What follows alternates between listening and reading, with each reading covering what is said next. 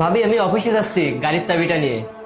1 minute, গাড়ির চাবি এখানে রাখো আর মেট্রোতে চলে যাও। হতে পারে তোমার ভাইয়ের কোথাও যাওয়ার প্রয়োজন হলো, তখন সে কিভাবে যাবে? ঠিক আছে ভাবি। নিজের মান সম্মান হারালে তো নাকি আরো বাকি আছে? এবার শিক্ষা হয়েছে তোমার না? তোমাকে আমি 100 বার বলেছি গাড়ির চাবিতে একদম হাত লাগাবে না, কিন্তু না, তুমি তো তোমার ভাইয়া আর ভাবির ভালোবাসার ভিতরই থাকো। তুমি তো বলতে এটা আমার ভাবির গাড়ি, সে তার বাপের বাড়ি থেকে গাড়ি নিয়ে এসেছে। এখন কি হলো?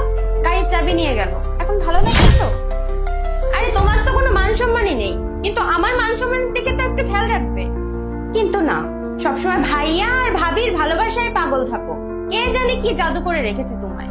দেখো আমি তোমার শেষবারের মতন বলে রাখছি, এরপর থেকে ভাইয়া আর ভাবির কোনো জিনিসে যদি তুমি হাত লাগাও তাহলে আমার থেকে খারাপ আর কেউ হবে না। আরে তাতে কি হয়েছে? ভাবি বলেছে চাবি রেখে মেট্রোতে চলে যাওয়ার জন্য, তো আমি চলে যাব। এখানে মান সম্মান হারানোর কি আছে? আরে কি হয়েছে এখানে? তোরা কার মান সম্মানের কথা বলতেছিস? আরে না ভাইয়া, কিছু না। কি হয়েছে এবার? ভাইয়াকে দেখে যে চুপ করে গেলে? এটা বলো যে তোমার ভাবি গাড়ির চাবি রেখে দিয়েছে। এই তুমি এদিকে আসো তো। তুমি কি ওর থেকে গাড়ির চাবি রেখে দিয়েছো? না, আমি আসলে ভেবেছিলাম আপনি মনে হয় বাইরে যাবেন, আপনার কোনো ইমার্জেন্সি কাজ থাকতে পারে। তুমি কেন ভাবছিলে? হ্যাঁ, তুমি কেন ভাবছিলে? ওকে যদি বারণ করা হয় তাহলে আমি বারণ করবো, তুমি বারণ করা। যদিও সাবিনে যাচ্ছিল, তোমাকে যেতে দিতে বারণ কেন করলে? আর একটা কথা মনে রাখো, ও আমার ভাই না, আমার সন্তানের মতো। তুমি জানো ওকে আমি কত কষ্ট করে বড় করেছি। মাত্র 25 টাকার জন্য আমি সারাদিন পরিশ্রম করেছি। এই যে হাটটা না, এটা ছিলে যেত শুধুমাত্র ওদের জন্য খাবার জোগাড় করতে গিয়ে। যদি আমার ভাই বোনদের দিকে কেউ চোখ তুলে তাকায় না, তাহলে আমার কলিজা এসে লাগে। আর আমি ওদেরকে এভাবে আগলে রাখছি যাতে কখনো ওদের কিছু না হয়ে যায়। আর তুমি কি করলে? ওর কাছ থেকে গাড়ির চাবি রেখে দিলে। কেন রেখে দিলে চাবি ওর কাছ থেকে তুমি? ও যদি আমার কাছে আমার জীবনটা চায় না, আমি তো কিছু না ভেবে আমার জীবনটাকে দিয়ে দিব। আর তো থাকলো ছোট বউয়ের কথা, আর ও এগুলো তো তোমার কাছ থেকে শিখেছে, যেমনটা তুমি করতেছো।